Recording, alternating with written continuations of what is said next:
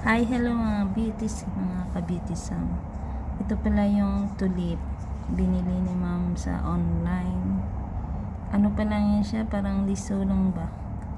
Wala pang sumisibol. Ang ginawa ko, binabad ko siya sa tubig ng 5 araw. Hanggang sa magkaroon siya ng kunting sibol.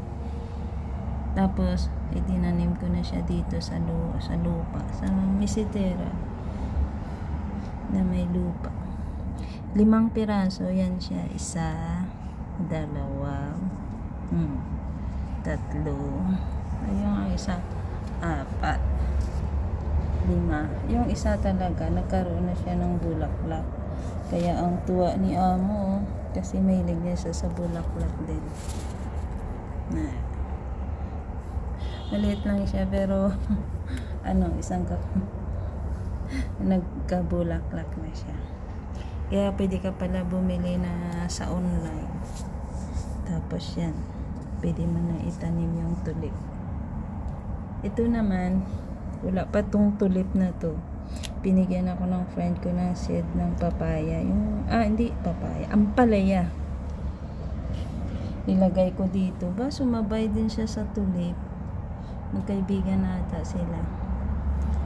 Ayan. Pag i-transfer ko rin to siya.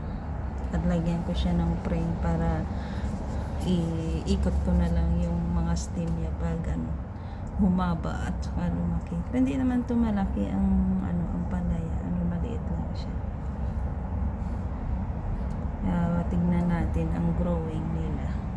Ito naman yan si malago na yung dahon niya. Diba? Ang dinidilig ko kasi dito rice water, yung hugas bigas.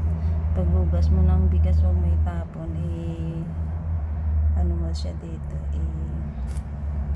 idilig yan. Diba?